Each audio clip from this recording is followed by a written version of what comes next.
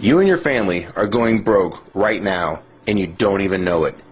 When the gold standard was set in place, the price of gold remained a constant $20.65 per ounce, and this price fluctuated only 1 penny over the years 1833 to 1890. That means that for 57 years, the US dollar was literally as good as gold. And that's how the United States currency was designed to be from the very beginning.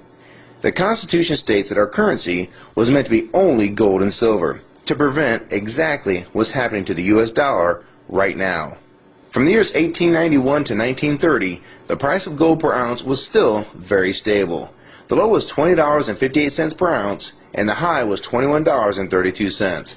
And this means that between the years of 1833 to 1930, for a total of 97 years, the price of gold changed in US dollars only 74 cents from top to bottom. Interestingly enough, the price of gold hit an all-time low during the Depression year of 1931. And many people believe this is done on purpose by the newly formed Federal Reserve to really twist the knife in the economy of the day, by reducing the total amount of money in circulation and thus making even the smallest amount of money very tough to come by. There is a common mistake by some people to think that the Great Depression is why the Federal Reserve was created. The truth is the Federal Reserve was in fact created in 1913, and this is well before the Great Depression. Since the Fed's creation, we've been slowly going off the gold standard, until finally, on August 15, 1971, President Nixon, one of the worst presidents in our country's short history, announced the United States would no longer redeem U.S. currency for gold.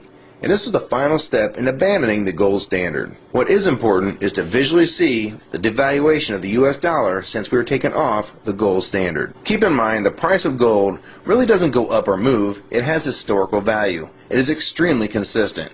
So instead of seeing this as the price of gold going up, you need to see this as the value of the dollar dropping like a rock.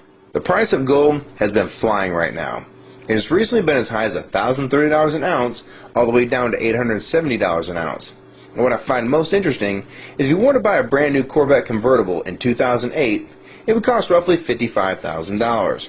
So in gold, that'd be roughly 60 ounces of gold at the spot price of $930 per ounce. So at the time when gold was $930, you could basically take 60 1-ounce gold coins, cash them in, and buy that very same car. Inversely, if you remove inflation and the devaluation of the dollar, as if the U.S. currency was still attached to the gold standard, as it was originally intended when this country was founded, that same car being bought with the same 60 ounces of gold would have a gold standard value of only $1,200, or the same 60 $20 1-ounce double eagles. So if that car price today is $55,000 and the gold standard value is $1,200, this means that we're sitting on roughly $53,800 inflation over the last 100 years for a $1,200 item. This brings the original dollar value to roughly 2 cents of today's money. I'm sure this is pretty tough to imagine, and some people can't handle this concept and will try and blow it off as incorrect. The fact is, this is what's really going on with our currency.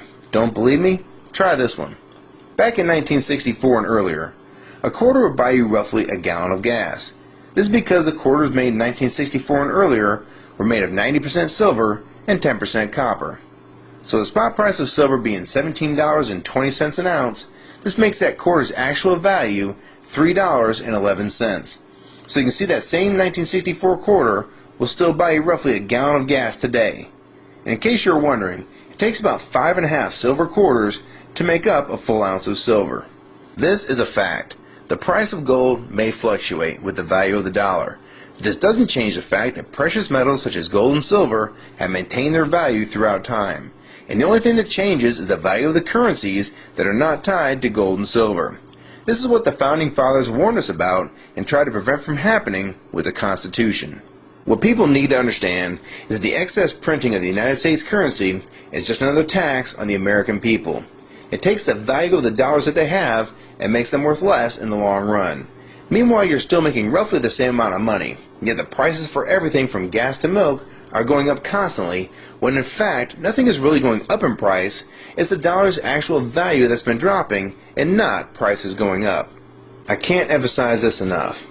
If you like this video and find it helpful, please rate it and share your comments on the subject, favorite it, and most importantly, please share this video with everyone you know. I can't tell you how important this is. We need to let people know that they're losing all they worked so hard for and they don't even know it. It only